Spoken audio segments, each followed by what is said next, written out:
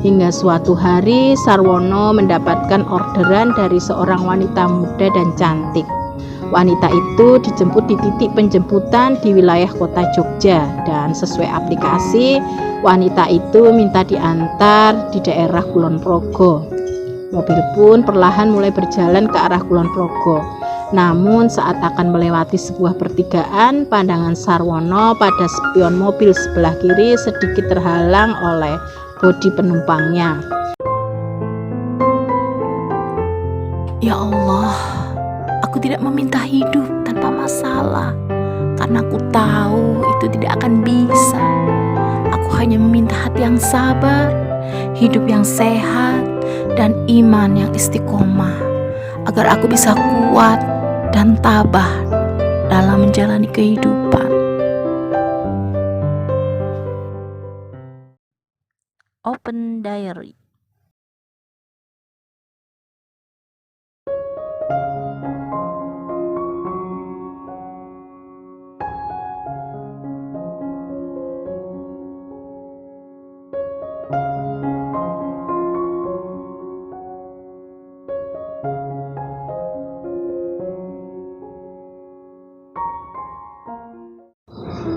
Assalamualaikum warahmatullahi wabarakatuh. Halo Elin Story Lovers, apa kabar kalian hari ini? Pada kesempatan kali ini saya akan membawakan sebuah kisah yang dikirim oleh Mas Nanang di Jogja.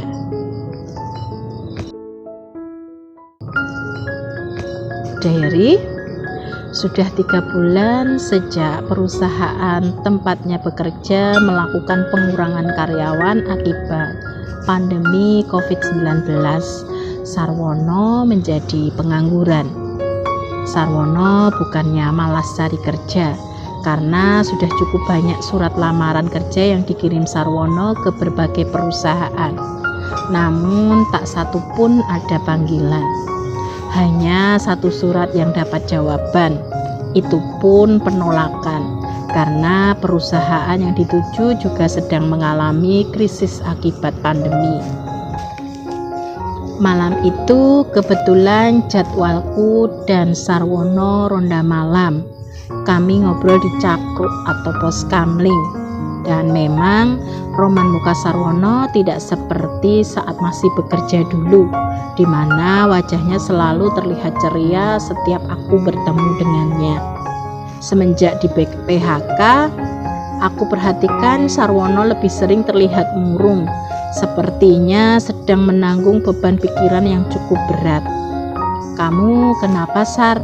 Sepertinya sedang banyak pikiran," tanyaku. "Iya Nang, aku pusing nyari kerja nggak dapat-dapat. Mana istriku sering marah-marah pula karena nggak ada uang belanja," jawab Sarwono sedih. Aku pun ikut prihatin dengan kondisi Sarwono saat itu. "Kamu kan dulu kerja di bagian ekspedisi dan sudah biasa nyetir kendaraan. Kenapa nggak coba jadi ojol aja, Sar?" tanyaku. "Aku nggak punya motor baru Nang, motorku motor tua. Aku pernah nyoba daftar tapi ditolak karena motorku terlalu tua," jawab Sarwono. "Jangan ojol motor Nang, ojol mobil saja kayak aku," kataku. "Kamu ini jangan ngelawak Nang, beli motor baru saja aku nggak sanggup, apalagi beli mobil. Kalau kamu enak sudah punya mobil sendiri," jawab Sarwono. "Lah kamu ini kan bisa sewa mobil, nanti tinggal bagi hasil Sar. Yang penting kamu kan sudah punya SIM A. Aku dulu juga gitu, pakai sistem sewa, terus akhirnya aku beranikan diri ambil kreditan mobil. Alhamdulillah bisa dan angsuran mobilku tinggal 6 bulan lagi Sar," kataku lagi. "Oh iya, benar juga kamu Nang. Oke lah, besok aku coba daftar mitra ojol mobil," kata Sarwono penuh semangat. Diary. Akhirnya Sarwono pun mendaftar mitra ojol mobil dan alhamdulillah pendaftarannya di ACC. Sarwono pun mulai menjalankan profesi barunya. Aku ikut senang dengan kondisi Sarwono. Setiap ketemu di pos kamling, wajahnya sudah terlihat ceria, tidak seperti hari-hari sebelumnya. tak terasa sudah hampir setahun Sarwono menjalankan profesi barunya sebagai driver ojol mobil, dan ekonomi keluarganya pun mulai membaik. Hingga suatu hari Sarwono mendapatkan orderan dari seorang wanita muda dan cantik. Wanita itu dijemput di titik penjemputan di wilayah kota Jogja, dan sesuai aplikasi wanita itu minta diantar di daerah Kulon Progo. Mobil pun perlahan mulai berjalan ke arah Kulon Progo. Namun saat akan melewati sebuah pertigaan, pandangan Sarwono pada spion mobil sebelah kiri sedikit terhalang oleh bodi penumpangnya. Mungkin karena refleks, tangan kiri Sarwono menjulur ke depan penumpangnya dan bilang, "Maaf Mbak, bisa mundur sedikit?" Badan Mbak menutupi pandangan saya ke arah spion. Dan Mbak cantik penumpang mobil Sarwono itu pun memundurkan tubuhnya. Namun saat Sarwono menarik tangan kirinya, secara tidak sengaja tangannya menyenggol payudara sang penumpang, dan si mbak penumpang itu pun kaget dan berkata dengan setengah berteriak, "Au, yang sopan dong mas." Maaf mbak, saya nggak sengaja, saya sungguh nggak sengaja mbak, kata Sarwono dengan suara sedikit gemetar karena khawatir penumpangnya akan marah. "Ya udah nggak apa-apa, mending sekarang mas lebih fokus nyetirnya," kata mbak penumpang itu tenang.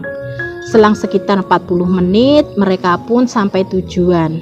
"Sekali lagi saya minta maaf ya mbak, tadi sungguh tidak sengaja." Sarwono kembali meminta maaf pada penumpangnya. "Ya nggak apa-apa mas, lupakan saja," kata si penumpang itu sambil berlalu pergi meninggalkan Sarwono. Sarwono pun pergi meninggalkan tempat itu. Kebetulan saat itu dia kembali mendapatkan orderan yang lokasi penjemputannya tidak jauh dari tempat itu.